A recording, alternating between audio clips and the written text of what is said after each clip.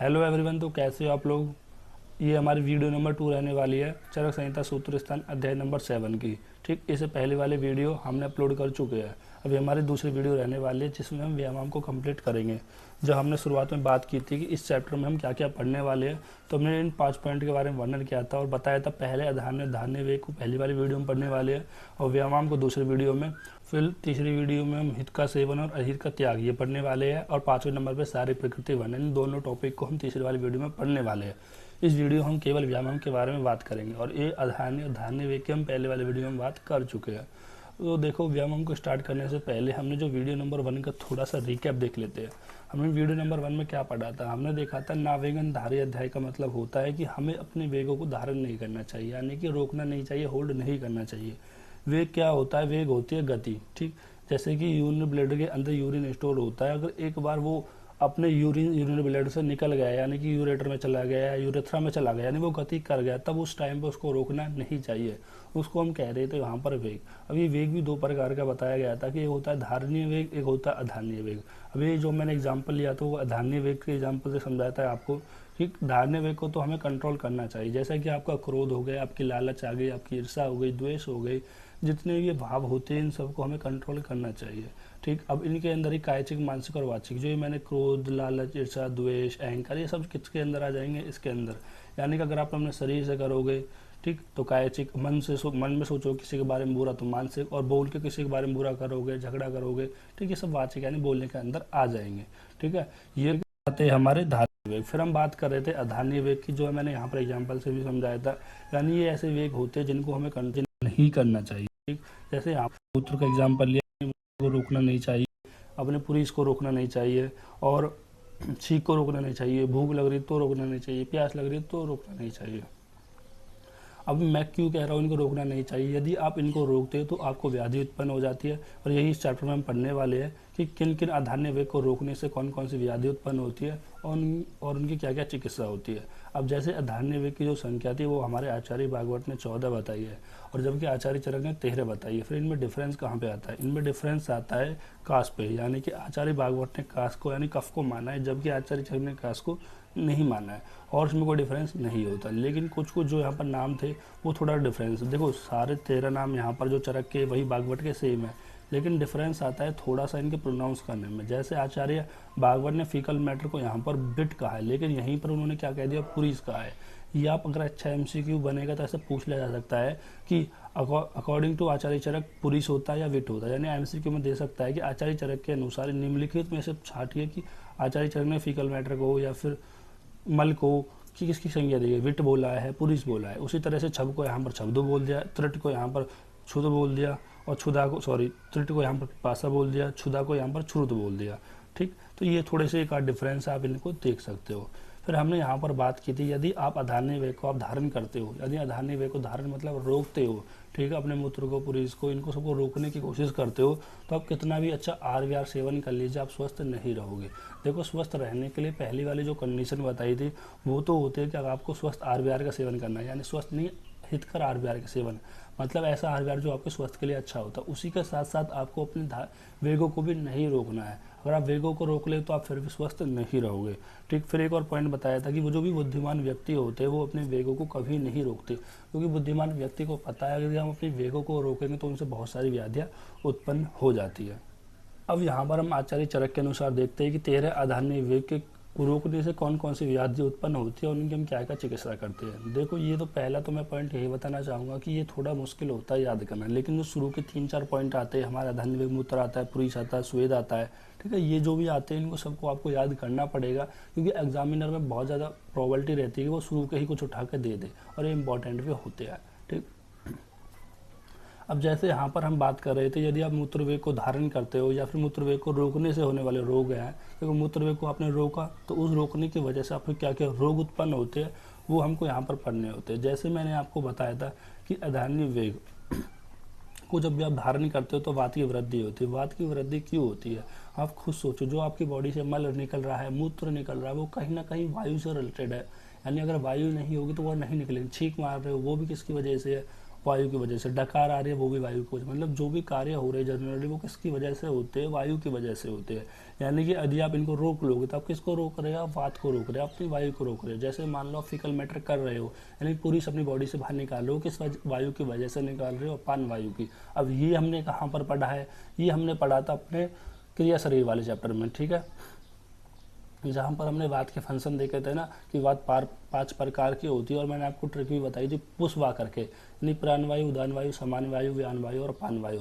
इस तरह से मैंने यहाँ पर ट्रिक बताई थी। जो अपान वायु होती है वो हमारे जो लोअर ऑर्गन होते हैं ना, उनको मल, जैसे मल को त्याग करना, मूत्र को त्याग करना, पुरुष को, शुक्र को, इन सबको त्याग करने के लिए हमारी अपान वायु रिस्पॉन्सिबल होती थी। तो इसी तरह से हम मतलब कोई भी जो हम त्याग कर रहे हैं अपनी बॉडी से, कहीं ना कहीं उसमें हमारे अपान वायु रिस्पॉन्सिबल होती है या वात रिस्पॉन्सिबल होता है। तो इसलिए यहाँ पर वात की वृद्धि हो जाती है, क्योंकि आप क्या कर रहे हो, वात को रोक रहे हो। मान लो आप अपने फीकल मैटर को रोक रहे हो, तो फीकल मैटर के साथ साथ आप अपनी वात को भी रोक रहे हो, क्योंकि वात का भी रास्ता भी तो वही है जहाँ से गुद के थ्रू ही फीकल मैटर या पुरुष निकलता है और वहीं के थ्रू अपान वायु भी निकलती है। तो यानी कि आप अपनी बात को भी रोक रहे हो। तो आप इतना याद रखना, जब भी आप अपने विवेकों को धारण करोगे तो कहीं ना कहीं आपकी बॉडी में वात की वृद्धि होगी। और जब भी वात की वृद्धि होगी तो इतना पता लग जाएगा, तो आप चिकित्सा क्या करोगे, वात संबंधी चिकित्सा कर दोगे।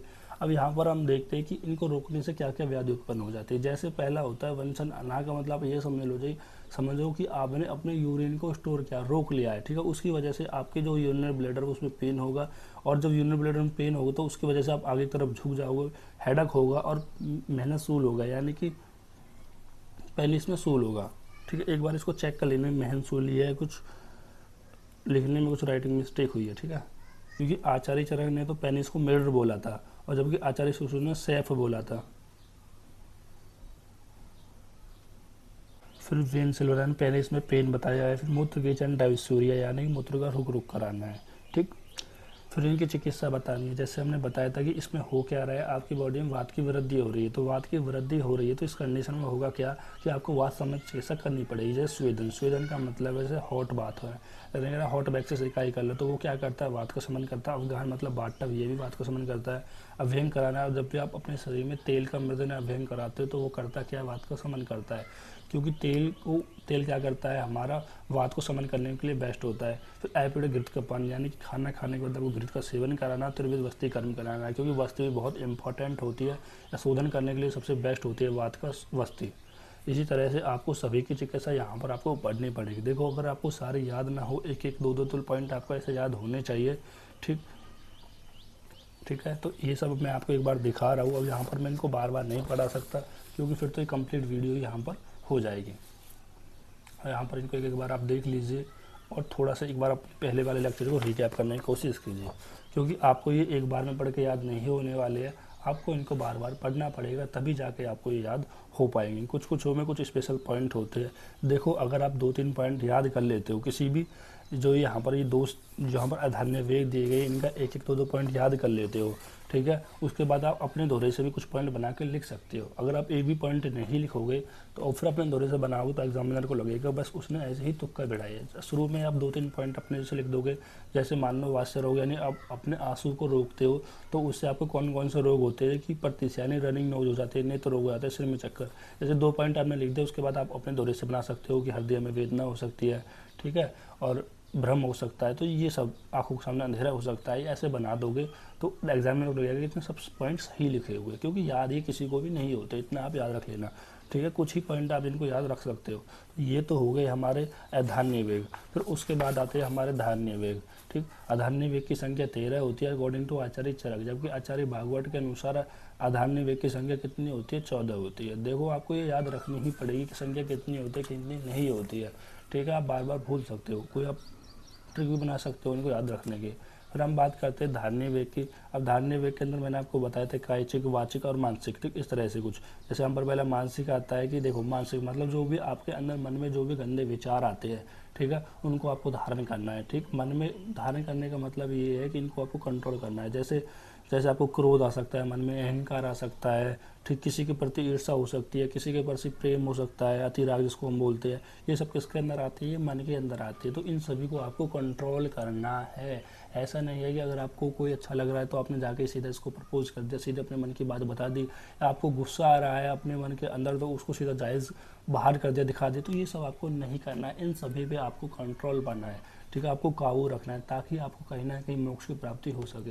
देखो जो हमारे सिद्धि प्राप्त लोग हैं ये सब इन सबको कंट्रोल कर लेते, कहते हैं ना कि किसी ने इंद्रियों पर विजय पाली।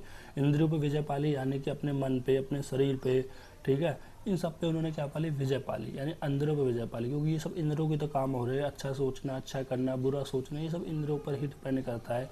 यानी कहीं ना कहीं वो किसकी बात कर रहे हैं, हमारा आचार्य, कि अपने इंद्रियों पर काबू पाना है। ठीक, फिर जैसे कि बुरे वाचक धारणी वेग, यानी कि अब किसी को बुरा नहीं बोलना है, किसी को गलत नहीं बोलना, कोई झूठ बोल रहा है, ठीक, किसी को बहुत कठोर वचन बोल रहा है, ठीक है, बहुत ज़्यादा बोल रहा है, तो ये सब आपको नहीं बोलना। कहते हैं ना यार, ये कोई व्यक्ति कितना बोलता है, अल्प जो ज़्यादा बोलता है ना वो कभी भी हमेशा अच्छा नहीं बोलता, मतलब वो अनरिलेटेड बोलता है, बात किसकी हो रही है और वो कुछ भी बोलता जाता है।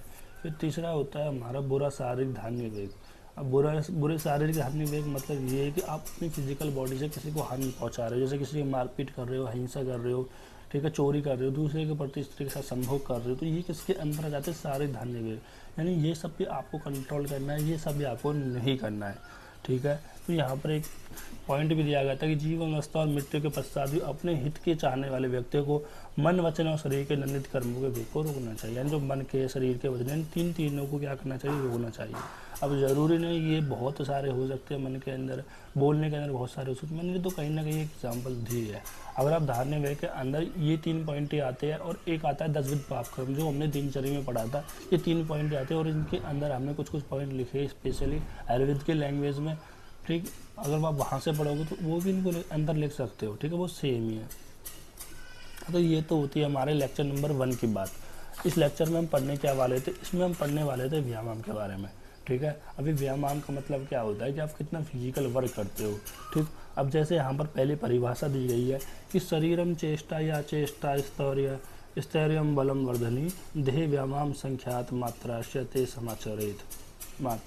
अब देखो इस श्लोक को समझने से पहले आप ये देख लीजिए कि जो व्यायाम टॉपिक है वो हमारा अष्टांग हृदय के दिनचर्या के अध्याय के अंदर भी आता है, और ये हमारे चैप्टर नंबर 7 चरक संहिता के अंदर भी अलग से टॉपिक आता है, जिसको हम इस चैप्टर में, यानी इस चैप्टर में नहीं, इस पेज में ही कंप्लीट कर देंगे। यानी इतने पेज में ये पूरा जो व्यायाम चैप्टर है वो कंप्लीट हो जाएगा। और जो ये व्यायाम है वो आपके अगले नेक्स्ट फ्लॉप में भी आने वाला है, तो इसलिए बेस्ट होगा कि आप अभी से इसके कुछ श्लोक याद कर लीजिए और उसके कुछ बेसिक पॉइंट पे आप ध्यान रख लीजिए।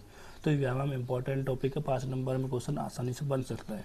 ये हमारा आचार्य भागवत ने भी समझाया और आचार्य चरक ने भी आपको समझाया। बेहतर होगा कि आप किसी एक आचार्य के श्लोक याद कर लीजिए, चाहे आप भागवत का कर लीजिए, चाहे आप चरक का कर लीजिए। ठीक है, कभी भी आपको एक सेम श्लोक याद करना हो ना तो आप एक ही आचार्य करना। 2 आचार्य जो आप करते तो बहुत ज़्यादा दिक्कत आती है याद करने के लिए। कुछ ऐसे श्लोक होते हैं 4-5 जिसको हम पहले ही बता देते हैं कि इन दोनों आचार्य का आपको याद करना पड़ेगा।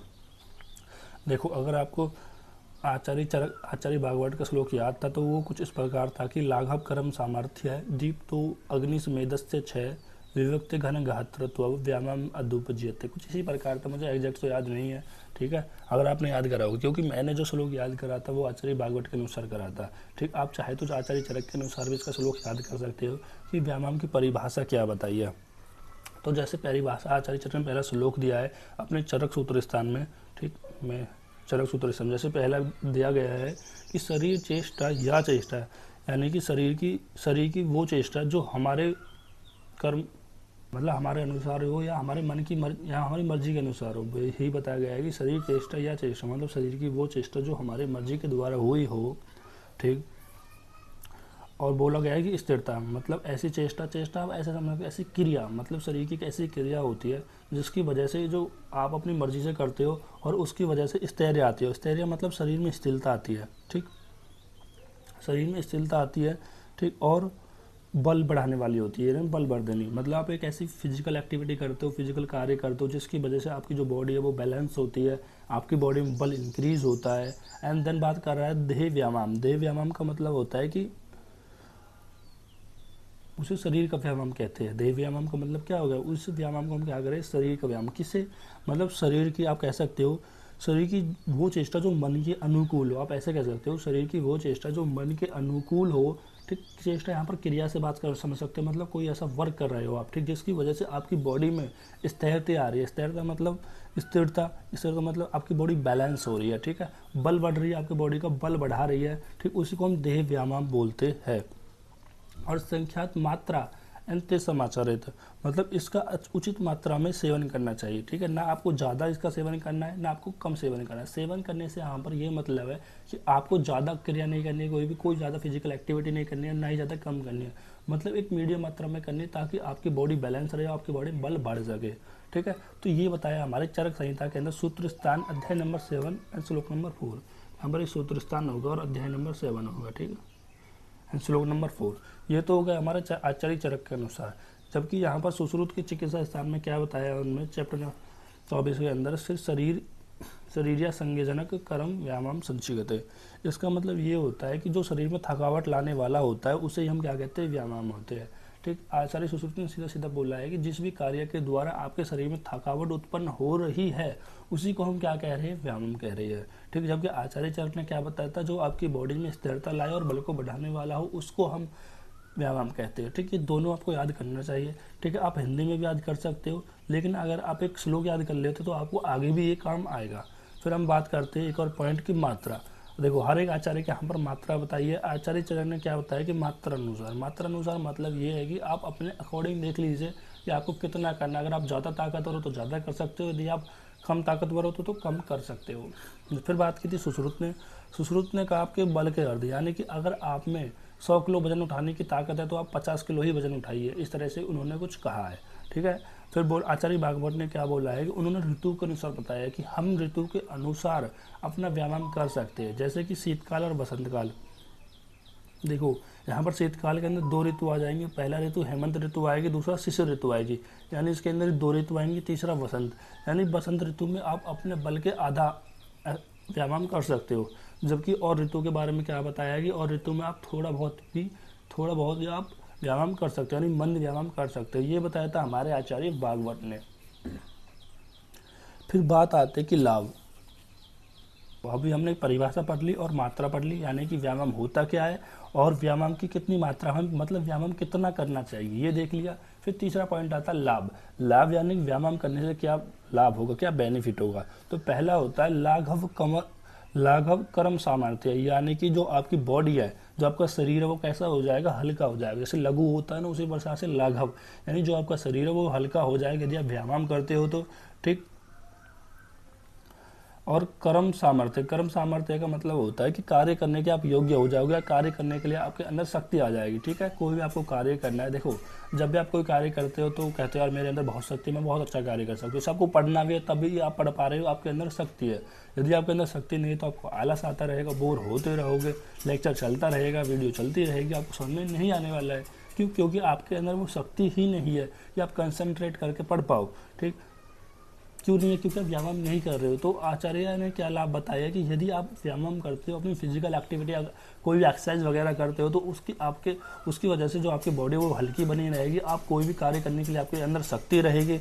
एंड स्थैर्य मतलब आपकी बॉडी के अंदर स्टेबिलिटी रहेगी, यानी कि शरीर के अंदर स्टेबिलिटी रहेगी। ठीक है, एंड दुख सही उष्णता का मतलब ये है कि आपको दुख सहने की क्षमता भी रहेगी। जैसे कि अब देखो आजकल होता क्या है कि गर्लफ्रेंड बॉयफ्रेंड का बहुत ये केस चल रहे हैं। ठीक, गर्लफ्रेंड छोड़ गई, बॉयफ्रेंड ने सुसाइड कर लिया, मतलब कोई ऐसे बहुत चलते हैं क्योंकि उनमें दुख सहने की, उसमें उस पीड़ा सहने की क्षमता ही नहीं है, क्योंकि उनकी फिजिकल एक्टिविटी ना के बराबर है, 0 है। तो उनमें उसकी वजह से दुख सहने की जो क्षमता है वो बिल्कुल नहीं रहती है। आपने देखा होगा कि जो भी व्यक्ति काम करते हैं, मेहनत करते हैं, वो दुख को भी सह लेते हैं। ठीक, फिर हम बात करते हैं दोष क्षय अग्नि। अब यहाँ पर दोष क्षय अग्नि से मतलब ये है कि जो भी आपके बढ़े हुए दोष होते हैं, वात पित्त कभी जो बढ़े हुए होते हैं उनको क्षय करता है। ये दोषों को क्षय करने का काम भी कौन करता है, हमारा व्यायाम करा होता है। जैसे मान लो कफ दोष बढ़ा हुआ है, अगर आप व्यायाम करोगे तो वो क्या करेगा, कफ दोष को क्षय करने का भी काम यहाँ पर करता है।